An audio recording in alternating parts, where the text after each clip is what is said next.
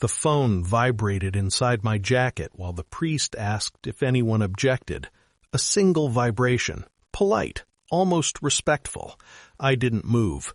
My wife stood 10 steps ahead of me, dressed in white, swollen with a future that was never mine. Her hand rested on her stomach the way people protect something fragile.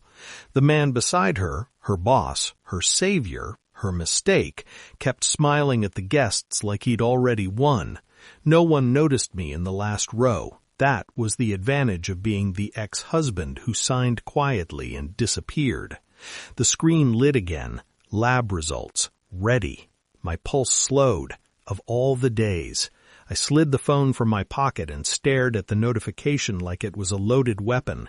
Around me, Silk whispered. Cameras clicked. Someone coughed. She turned her head slightly, not enough to see me, enough for me to see the tremor in her jaw. I remembered her voice 2 months earlier, shaking in our kitchen. They're his, not ours, never ours. Her family's lawyers came the next morning with a smile and a contract, and a number so large it felt imaginary. 3 million, to disappear. I smiled back and signed, because revenge works better when everyone thinks you surrendered. The priest asked the groom to repeat his vows. My phone vibrated a 3rd time. I finally opened the message, and everything I had buried came back to life. The affair didn't arrive like thunder. It arrived like silence, late meetings, perfume that didn't belong to her, a hand that flinched when I touched her stomach.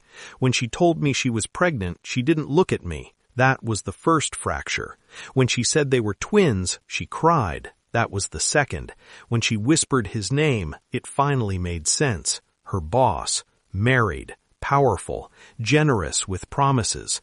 I said nothing. Silence is a better witness than anger.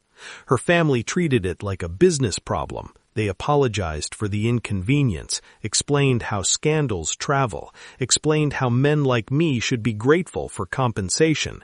They slid the check across polished wood, 3 million for my dignity.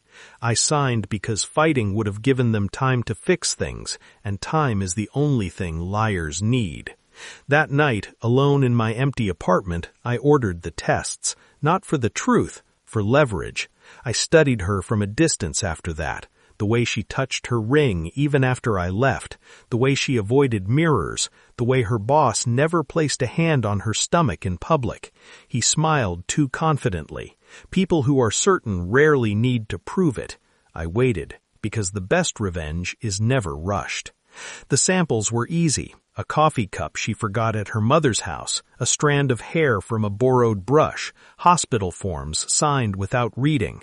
I became a ghost in my own life, calm at work, polite in messages, invisible in memory. At night I replayed every moment of our marriage, searching for the first lie. There were too many. Her family announced the wedding quickly, quietly, destination ceremony, limited guests, damage control. They sent me an invitation by mistake. I accepted. Not because I wanted closure, because I wanted a front row seat. The lab delayed the results twice. Every delay felt intentional, like the universe testing my patience. I imagined the twins, their faces, their blood, their future written in someone else's name. Sometimes rage rose so fast I had to sit on the floor and press my palms into the carpet until it passed. But rage is sloppy. I wanted precision. The night before the wedding, her mother called. Please don't come. Her voice wasn't angry, it was afraid. That was when I knew the truth would hurt more than they expected. I arrived early, sat in the back, waited, and when my phone finally vibrated, I didn't feel surprise, only relief. The document opened with numbers and charts and cold, perfect language. Probability of paternity, 99.98%. Not his, mine.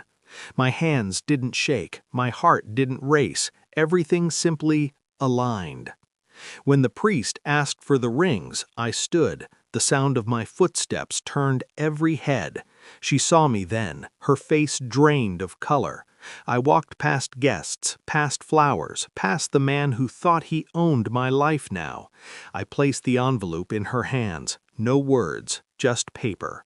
She opened it, read, once, twice. Her breath left her like a confession. "No," she whispered. The groom leaned in, confused. She showed him. His smile broke. It wasn't dramatic. It was worse. It was quiet, the kind of quiet that destroys futures. I looked at him for the first time. "They're mine," I said. 3 words. Enough. Her knees buckled. Someone caught her. The priest stepped back like God himself had changed sides. I turned before anyone could speak. Outside, her father ran after me. "You took the money," he said. "Yes." "You can't do this." "I already did." He grabbed my sleeve. "You planned this." I finally looked at him. Of course. The groom came next, pale, furious, ruined. "You trapped us." "No," I said softly. "You trapped yourselves." She appeared in the doorway, crying, broken, holding her stomach like it might disappear. "They're yours," she said. "I swear." "I know." "Then why?" "Because you sold me," I said. Silence fell between us. I leaned close enough for only her to hear. "The money bought your timing, not my forgiveness." I walked away while her wedding collapsed behind me. No shouting, no sirens, just the sound of a life ending very politely. 3 million sat untouched in my account. I didn't need it, but I kept it. Proof that betrayal always pays someone. Months later, the scandal broke quietly. The groom's wife filed for divorce. The company let him resign. Her family moved cities. She sent me messages I never opened. Apologies rot faster unread. Sometimes I think about the twins, about blood, about legacy, but they are not my past. They are her punishment. I learned something simple. Love is not destroyed by betrayal. It is revealed, and when I finally deleted her last message, I felt nothing at all, which is how I knew I had won. Thanks for watching.